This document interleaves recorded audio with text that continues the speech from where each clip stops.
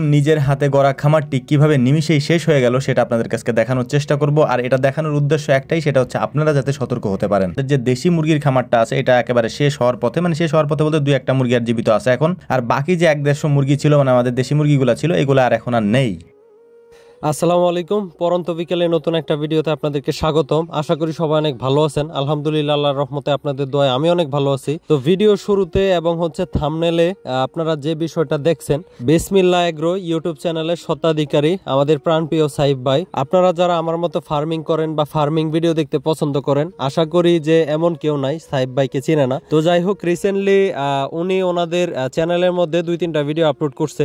Video শুরুতে যেটা দেখছেন সেটা হচ্ছে যে ওনাদের খামারের অনেকগুলো হাঁস এবং মুরগি মারা গেছে। তো এটা আসলে কেন মারা গেছে, বা আমি যত দিন ধরে মুরগি পালন করি, বা আমি আসলে আমার জ্ঞানে সাধারণত কি ধরছে, ওইটা আমি আপনাদের সামনে তুলে ধরবো।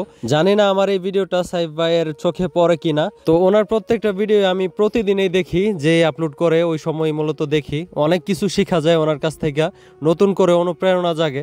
তো যাই হোক, ওনার খামারে এত বড় একটা ক্ষতিগ্রস্ত কেন হইলো বা কি কারণে হয়েছে, এই বিষয়টা আমি আজকে আপনাদের সামনে তুলে ধরার চেষ্টা করব। তো আপনারা হয়তো অনেকেই জানেন যে ওনার যে খামারটা, ওটা হচ্ছে সম্মিলিত একটা খামার। ওই খামারের মধ্যে হচ্ছে একবারে যেটা মূল ফোকাস উনি দিছে সেটা হচ্ছে গরু, তারপরে হচ্ছে ওটার মধ্যে টাইগার মুরগি, দেশি মুরগি, তারপরে 2-3 জাতের হাঁস এবং হচ্ছে কোয়েল, সব কিছুই কিন্তু আছে।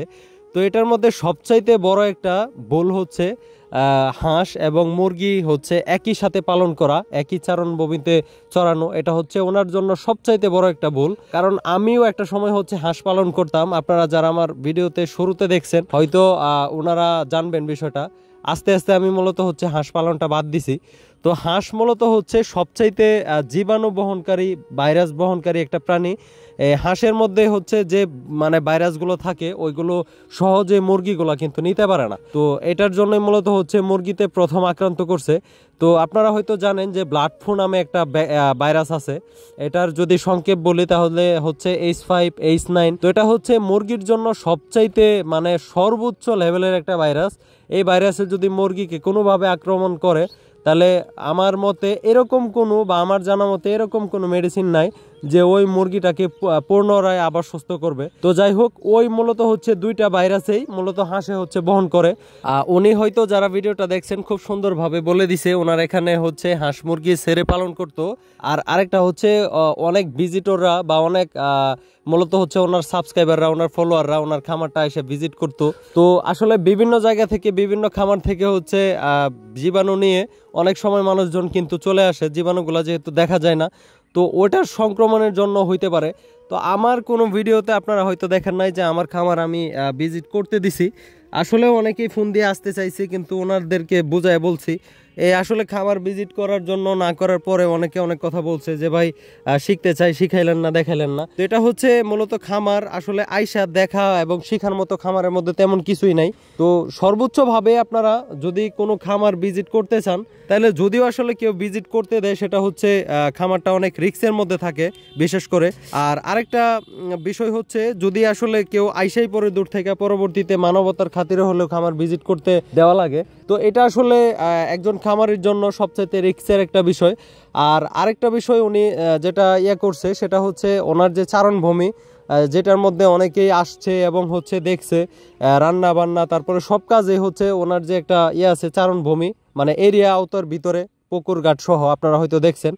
ওইটার ভিতরে যেহেতু হাঁস মুরগিগুলো বিচরণ করে, ওইটার মধ্যে মানুষ আছে, তারপরে হচ্ছে ওইখান থেকে সব কিছু মিলাই হচ্ছে ঢুকছে, ভাইরাসটা ঢুকছে। তো এর ফলে কিন্তু ওনার যে দেশি মুরগি ছিল 1.5 থেকে 200 পিস, ওইটার মধ্যে কিন্তু একটাও নাই। তারপরে ওনার সবচাইতে সুন্দর যে হাঁসগুলো ছিল, ওইটা আমরা দেখতেছিলাম যে 1 দিন বয়সের বাচ্চা থেকে উনি ডিম পাড়া পর্যন্ত নিয়ে আসছিল, অনেকটা সময় দেওয়ার পরে কিন্তু।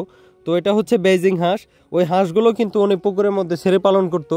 তো এরপরেও কিন্তু ওইখান থেকে হচ্ছে হাঁস যেহেতু জীবাণু বহন করে, এখানে যারা ওনাদের খামারের ভিতরে ওনার আব্বা, উনি, তারপরে আরও যারা আছে ওনার ভাগিনা, তো যারা আসলে ওইটার ভিতরে কাজ করে, তো ওইটার মতো হচ্ছে তাদের মাধ্যমে সংক্রমণ হওয়ার কারণে কিন্তু এটা হতে পারে।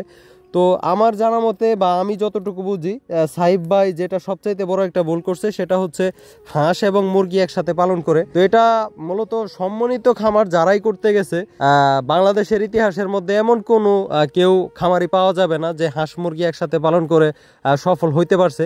তো এটা আসলে যারা মূলত কন্টেন্ট ক্রিয়েট করে তাদের মানে ভিডিওর স্বার্থে বা আসলে দেখতে সুন্দর লাগে বা অনেক সময় নিজের কাছেও ভালো লাগে, যেটা যে আমার খামারে একসাথে একই মানে এরিয়ার ভিতরে মোটামুটি সব কিছুই আছে।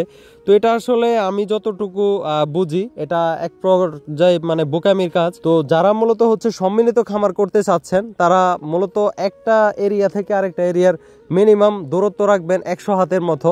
যদি হয় তাহলে অবশ্যই আপনারা করতে পারেন। এবং হচ্ছে একাধিক ফার্মের মধ্যে একজন লোক কাজ করবেন না, মূলত হচ্ছে নির্দিষ্ট ফার্মের জন্য নির্দিষ্ট একজন লোকের প্রয়োজন। আমার যে আসলে ব্রয়লার মুরগির ফার্ম আছে, এই ব্রয়লার মুরগি সেক্টরটা সম্পূর্ণটাই হচ্ছে আমার আব্বা দেখাশোনা করে এবং হচ্ছে আমি টাইগার মুরগিটা নিয়ে দেখাশোনা করি। তো আমি হয়তো কোনো ভিডিওতে আপনাদেরকে ওইভাবে দেখাই না যে আমি টাইগার মুরগির ভিতরেও কাজ করতেছি আবার ব্রয়লার মুরগির ফার্মেও যাচ্ছি।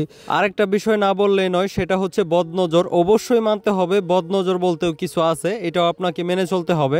সবকিছু একেবারে দেখায় দেওয়াটা উচিত না। তো সাধারণ বিষয়গুলো আসলে এগুলো নিজের মধ্যে আস্তে আস্তে করে নিতে হবে। আসলে সাহিব ভাই ওনার কোনো তুলনা হয় না, উনি আমাদের যুব সমাজের আইডল বলা চলে।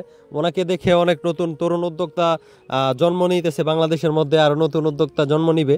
আর সাহিব ভাই হচ্ছে স্পেশালিস্ট গরুর পালনের উপরে, ওনার 100% দক্ষতা আছে, তো অভিজ্ঞতা আছে। আর যেহেতু মুরগি হাঁস পালনের মধ্যে উনি নতুন আসছে, ওনার কোনো আগের পূর্ব অভিজ্ঞতা নাই, এজন্য হচ্ছে এরকম সমস্যার সম্মুখীন হতে হয়েছে। তো যাই হোক, যারা মূলত হচ্ছে খামার করে তাদের কোনো না কোনো পর্যায়ে গিয়ে একটা সময় এরকম দখল যায়। এটা আমার উপর দিয়েও গেছিল এক সময়। প্রত্যেকটা খামারে যদি যাচাই করা যায় তাহলে অধিকাংশ খামারিদের কিন্তু এরকম একটা সিচুয়েশন পার হইতে হয়েছে। তো যাই হোক, সাহিব ভাইয়ের জন্য অবশ্যই শুভকামনা রইল। আর আমার কথার মধ্যে যদি কোনো প্রকার ভুল ত্রুটি হয় তাহলে অবশ্যই ক্ষমা দৃষ্টিতে দেখবেন। আমি অতি নগণ্য একজন মানুষ, অত কিছু জানিও না, অত কিছু বুঝিও না। যতটুকু আমি জানি অতটুকুর ভিতরেই আসলে আপনাদেরকে জানানোর চেষ্টা করি। তো সর্বোপরি সর্বশেষ একটা কথাই বলবো, যারা মুরগি পালন করেন, যে কোনো জাতের মুরগি পালনই করেন না কেন, চেষ্টা করবেন সর্বোচ্চভাবে সবগুলো ভ্যাকসিন করার জন্য। বিশেষ করে আসলে ব্লাড ফ্লু রোগ কিন্তু খুবই মারাত্মক একটা রোগ, এবং হচ্ছে আরেকটা রোগ হচ্ছে রানীক্ষেত। তো মুরগি পালনের মধ্যে বা মুরগি সেক্টরের মধ্যে এই দুইটা রোগ যারা মূলত হচ্ছে 100 থেকে 100% মানে রোগ নিরাময়ের যে ভ্যাকসিনগুলা মানে প্রতিরোধকগুলো এগুলো যারা দিতে পারবে তাদের মুরগিগুলো কিন্তু 50%-এর উপরে হচ্ছে নিশ্চয়তা থেকে যায় ভাইরাস ব্যাকটেরিয়া আক্রমণ করা থেকে। সাহিব ভাই যেহেতু নতুন মুরগি পালন করতেছে, হয়তো উনি ভ্যাকসিন ঠিক মতো দিতে পারে না, এই জন্য মূলত হচ্ছে এই ইয়াটা হয়েছে। তো যাই হোক, তো আপনাদের উদ্দেশ্যে সর্বশেষ আমি কিছু কথা বলে আজকের ভিডিওটা শেষ করব। সেটা হচ্ছে আপনারা যারাই হাঁস মুরগি পালন করবেন না কেন, অন্তত পক্ষে হাঁস মুরগি আপনারা একসাথে পালন করেন না। যদিও করেন তাহলে অবশ্যই হাঁসের সেক্টরটা টোটালি আলাদা দিবেন।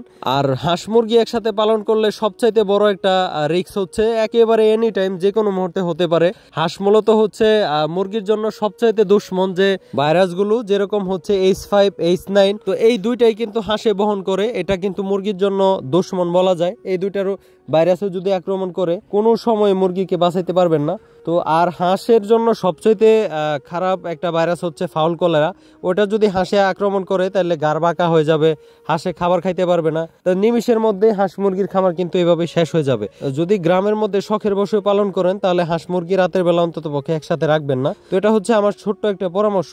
আর আরেকটা সবচেয়ে গুরুত্বপূর্ণ যেটা বিষয়টা, অনেকে আসলে আবেগের বসে বা অনেকে মানে মানবতার খাতিরে হলেও খামারটা ভিজিট করতে দেয় বা খামারের মধ্যে আসার জন্য দাওয়াত দেয়। তো এটা আসলে কখনোই করা যাবে না, কারণ বিভিন্ন জন বিভিন্ন খামার ভিজিট করে বিভিন্ন জায়গা থেকে আসবে, মানে মানুষের দ্বারা কিন্তু সর্বোচ্চ ভাইরাস ব্যাকটেরিয়া বহন হয়ে থাকে। এটা আসলে ভাইরাস ব্যাকটেরিয়া ওইভাবে দেখা যায় না, আমরা এই জন্য বুঝতে পারি না। যারা মানে এই বিষয়ে জানে তারা কোনো সময়ে তাদেরকে যদি লাখ লাখ টাকার অফার করা হয় তাহলে কিন্তু তারা তাদের খামার ভিজিট করতে দিবে না। যেমন ধরেন বিভিন্ন বড় বড় কোম্পানি আছে, বড় বড় মানে প্রজেক্ট আছে, প্যারেন্টস প্রজেক্ট, ওইগুলোর মধ্যে আসলে কেউ চাইলেও মানে ভিজিট করতে পারবে না টাকা দিয়েও।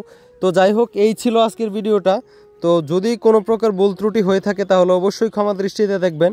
আর হচ্ছে সাইব ভাই যদি ভিডিওটা দেখে থাকেন তাহলে অবশ্যই ভিডিওর মধ্যে অন্ততপক্ষে একটা কমেন্ট করবেন। আশা করি আমি অতি নগণ্য একজন মানুষ এবং ছোট্ট একজন খামারি, প্লাস হচ্ছে আপনার একজন সাবস্ক্রাইবার প্লাস ফলোয়ার বলা যায়। যদি আপনার প্রসঙ্গে কোনো প্রকার ভুল ত্রুটি বলে ফেলি তাহলে অবশ্যই ছোট ভাই হিসেবে ক্ষমা দৃষ্টিতে দেখবেন। তো যাই হোক, সর্বোপরি আবারও আজকের মতো ভিডিওটা এখানে শেষ করছি। ভালো থাকবেন সবাই, নতুন ভিডিও দেখার আমন্ত্রণ রইল। আবারও দেখা হবে নতুন কোনো সময়। সে পর্যন্ত সবাই ভালো থাকবেন, সুস্থ থাকবেন। আসসালামু আলাইকুম, আল্লাহ হাফেজ।